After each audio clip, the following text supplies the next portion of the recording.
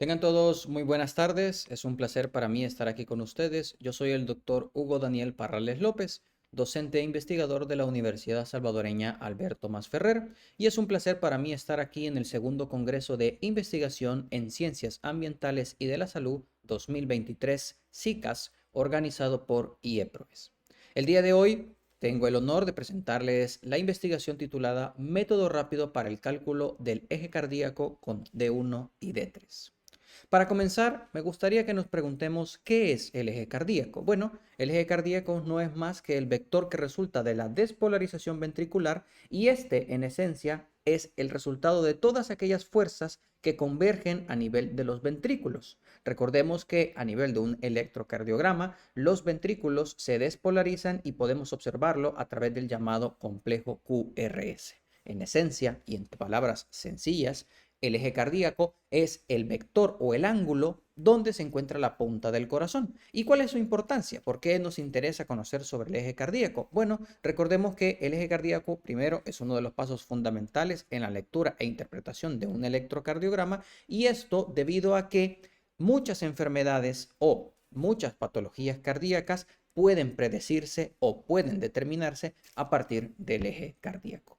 Ahora, su valor normal ha ido cambiando a lo largo del tiempo. En la actualidad sabemos que el valor normal considerado del eje cardíaco es desde -30 hasta +110 grados. Ahora, calcular el eje cardíaco no es difícil, realmente es uno de los pasos relativamente más simples que existen a nivel de la lectura e interpretación de un electrocardiograma, y este método que están viendo ahorita en pantalla es uno de los métodos más utilizados para el cálculo rápido del eje cardíaco. Básicamente consiste en tener dos valores de 1 y AVF, y usualmente se usan los dos pulgares. Si D1 es positivo y AVF es positivo, entonces afirmamos que el eje cardíaco se encuentra entre 0 y 90 grados, lo que por lo tanto consideraríamos como un eje cardíaco normal. Aquí podemos ver un electrocardiograma estándar de 12 derivaciones para que hagamos el ejercicio. Fíjate, D1, aquí tú puedes ver el complejo QRS. Recordemos que el QRS está formado por usualmente una onda Q, una onda R, que es esta onda que vemos que sube hacia arriba, y una onda S, que es la que va hacia abajo. Entonces lo que tú tienes que hacer para aplicar este método simple es agarrar el QRS de D1, y puedes ver que la onda R es más prominente que la onda S, entonces decimos D1 positivo, y ahora vas a VF y repites lo mismo. Aquí la onda R es más grande que la onda S, es decir, la onda que va hacia arriba es mayor que la que va hacia abajo, y por lo tanto D1 positivo, AVF positivo. Por lo tanto, decimos que el eje se encuentra entre 0 y 90, y por lo tanto consideramos que es un eje normal.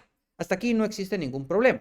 Veamos otro electrocardiograma. Fíjate bien, aquí tenemos otro electro donde la onda R en D1 sigue siendo positiva, pero observa cómo aquí ahora en AVF tenemos una onda que la onda S es más profunda o es más grande que la onda R. Entonces aquí tenemos ahora un caso en el que tenemos D1 positivo, pero tenemos AVF negativo.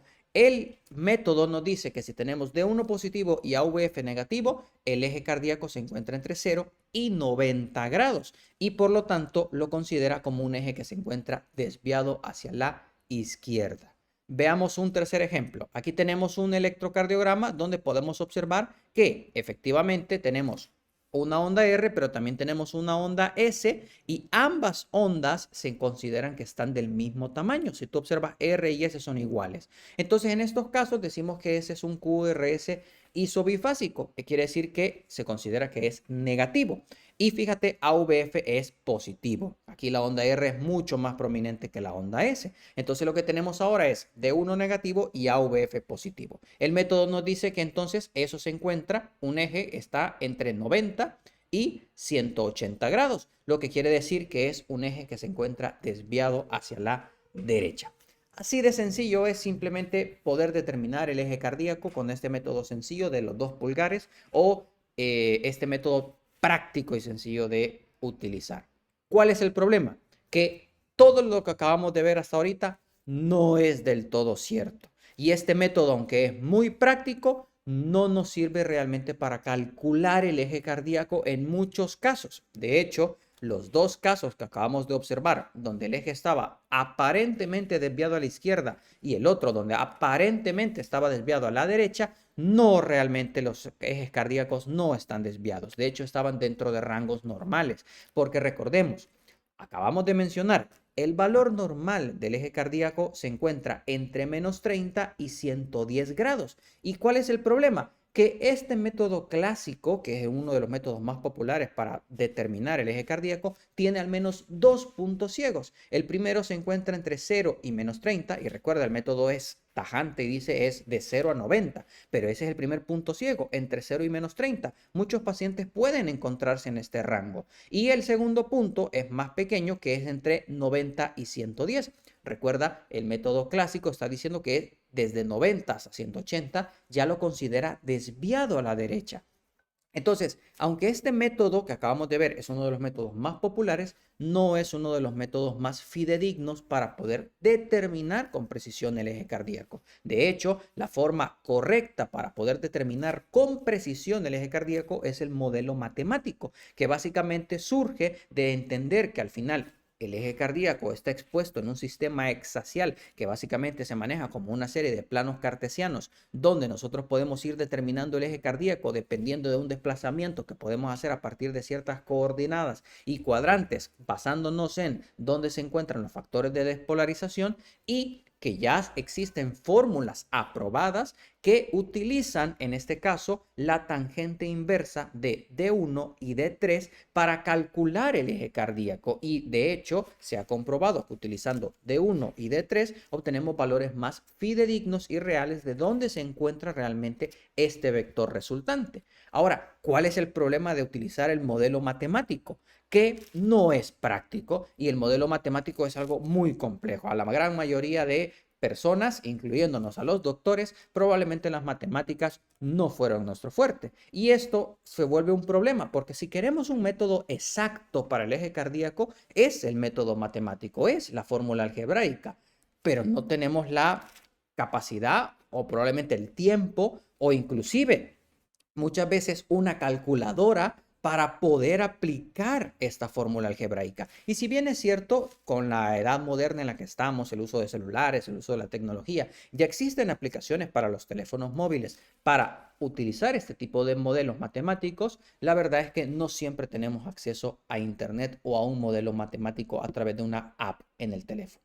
Entonces, viendo esta problemática, surge esta idea de investigación donde nosotros lo que hemos hecho es desglosar esta fórmula algebraica de la tangente inversa en sus diferentes variables, y hemos creado una proyección a partir de Microsoft Excel donde hemos utilizado todos los posibles valores desde 0 hasta 100, suponiendo que en algún momento podríamos encontrar un electrocardiograma con valores de 100, cosa que es relativamente imposible, pero hemos proyectado la fórmula en cada una de sus variables para luego hacer nosotros una proyección y ver diferentes escenarios en los que pudiéramos entender el comportamiento de esta fórmula matemática. ¿Cuál ha sido el resultado? Hemos desarrollado un método rápido para el cálculo utilizando la misma precisión de la fórmula algebraica, y hemos obtenido el siguiente resultado. Este es el método rápido para el cálculo del eje cardíaco, en el que vamos a basarnos en D1 y D3. Si D1 es positivo y D3 es positivo, perfecto. Igual que en el modelo anterior,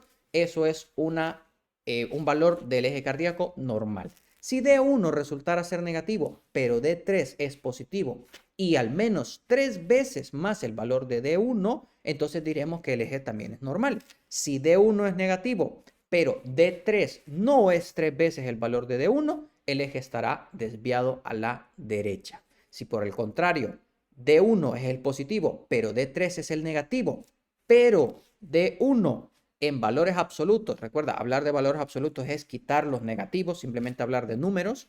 Si D1, el número absoluto, es mayor a D3 en número absoluto, el eje sigue siendo normal.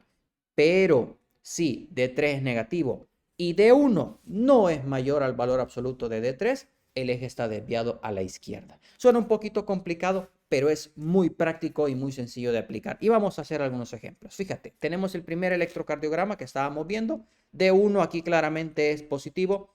Y observa aquí como D3 sigue siendo también positivo. Entonces, si D1 es positivo y D3 es positivo, decimos que el eje cardíaco es normal. Hasta aquí no hay donde perderse.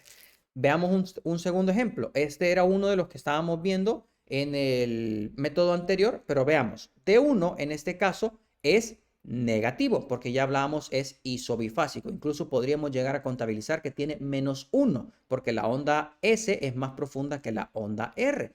Pero fíjate, D3 es claramente positivo. Inclusive podemos llegar a contar hasta 20 cuadritos chiquitos en el papel del electrocardiograma, de los cuales D3 tiene un valor mucho mayor que D1. Entonces, fíjate, si D1 vale -1 y D3, quitándole ya el valor de la onda S, tiene 15, 15 es mucho mayor que -1 y es al menos 5 veces, 15 veces mayor que el valor negativo. Y recuerda, basta con que D3 sea al menos 3 veces más el valor de D1. Pero en este caso es 15 veces más el valor de D1. Entonces, aunque en el método anterior este era un electrocardiograma que aparentaba tener el eje desviado, en este caso sabemos que aplicando la fórmula algebraica realmente es un electrocardiograma que se encuentra en rangos normales. Ahora, veamos un ejemplo donde sí está desviado. Fíjate,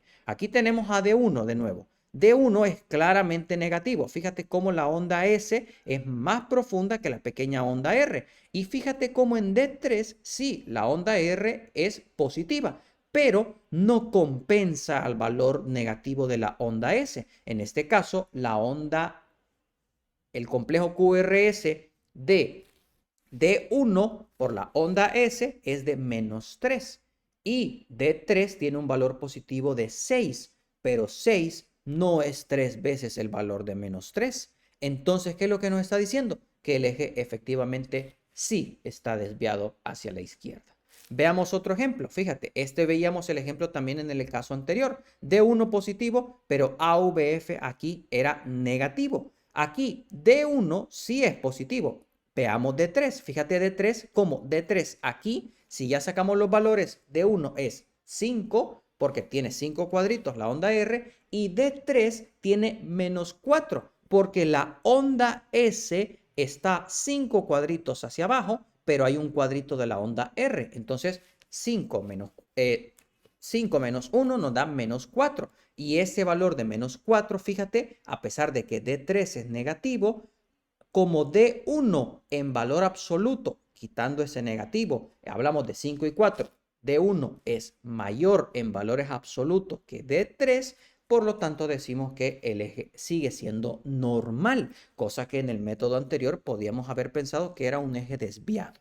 Ahora, ¿cuándo si hablamos de una desviación? Cuando tenemos, por ejemplo, D1 positivo y mira, D3 es claramente negativo y el valor de D3 negativo no se compensa con el valor de D1. En este escenario, D1 vale 5 y D3 es de -7. En valores absolutos, 7 sigue siendo mayor que 5, o sea, D3 es mayor que D1 y cuando D3 es negativo y D1 es positivo, pero es menor en valores absolutos que D3, hablamos que el eje se encuentra desviado hacia la derecha. Como puedes ver, este es un método práctico, pero que conserva toda la fiabilidad de la fórmula algebraica y que nos permite eliminar esos dos puntos ciegos que estábamos viendo que tenía el método clásico utilizando D1 y AVF. Entonces, el método rápido, utilizando D1 y D3, nos permite hacer una interpretación más completa del electrocardiograma. Entonces, al final, dentro de nuestras conclusiones, podemos ver que este método destacado usando D1 y D3 nos permite obtener un valor extraído directamente de la fórmula algebraica, manteniendo la confiabilidad de esa misma fórmula de la tangente inversa sin presentar esos dos puntos ciegos que presentaba la fórmula clásica. Así que hoy ya sabes cómo poder calcular el eje cardíaco en un electrocardiograma utilizando el método rápido de D1 y D3. No sé si hay alguna duda o pregunta, cualquier cosa, aquí está el correo hugo.parrales04@libeusam.edu.sb y cualquier cosita quedo al pendiente. Un gusto poder estar aquí con ustedes y espero disfruten el resto del congreso.